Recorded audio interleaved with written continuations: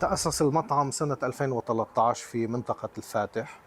فيما بعد تم افتتاح فرع الإمريكان البوسفور منذ سنتين تقريبا، وإن شاء الله قريبا سيتم افتتاح فرع الكراكوي مبدئيا بعد رمضان بحوالي شهر. سنقوم بافتتاح الفرع الجديد.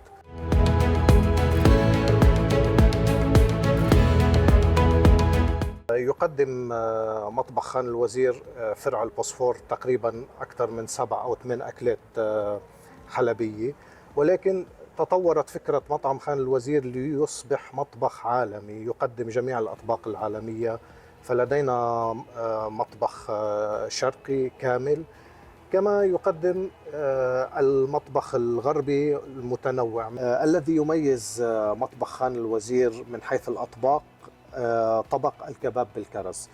طبق الكباب بالكرز هو من الأطباق التي تأثر بها المطبخ الحلبي من الثقافات التي مرت بحلب، وهو على الأرجح مأخوذ من المطبخ الأرمني، كما يقال بالإنجليش سويت أند ساور، يعني الحامض والمالح والحلو مع بعض.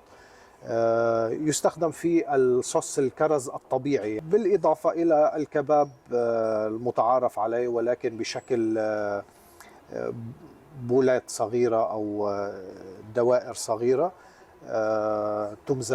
يمزج اللحم مع البهارات الخاصة التي نستخدمها، ويرش عليه الصنوبر والبقدونس ويقدم مع صوص الكرز. هو من الأطباق الناجحة جدا في مطبخنا، والتي يقصدنا الكثير من الزبائن ليتذوقوا هذا الطبق، بالإضافة إلى جودة الأصناف التي نقدمها والخدمة المتميزة التي يتميز فيها خان الوزير. اليوم موضوع الستاف الموظفين في خان الوزير يتكلمون التركية، عندنا من يتكلم اللغة الفرنسية، عندنا من يتكلم الإسبانية، عندنا من يتكلم العربية. فالزبون لن يلاقي مشكلة في التعامل في خان الوزير.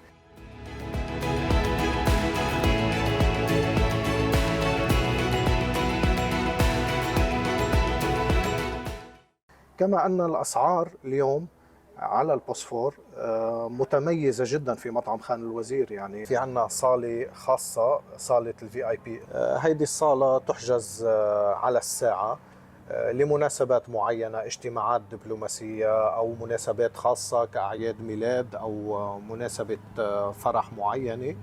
هي صالة مستقلة تنفصل عن الطابق الثالث، وممكن أن تنضم إلى الطابق الثالث في حال الطابق بكامله محجوز. لرمضان أطلقنا موقع visirhanramadan.com. هذا الموقع يتيح للزبون خيارين. الخيار الأول وهو من المنيو على كارت في الطابق الثاني والثالث، والخيار الثاني هو أن البوفيه المفتوح. بالنسبة لأصناف الطعام في رمضان المنيو واسعة جدا وشاملة. أما بالنسبة لساعات العمل سيبقى كل شيء على حاله. نحن نفتح 24 على 24 على مدار 7 أيام في الأسبوع. شكرا لتطبيق ركوة إلى قدومكم إلى مطعم خان الوزير. يزيدنا شرف أنكم تسعون لزيادة رقعة التعارف بين المطاعم العربية والزبائن العربية القادمة إلى اسطنبول. شكرا لكم، أضفتم قيمة مضافة إلى هذا المطعم.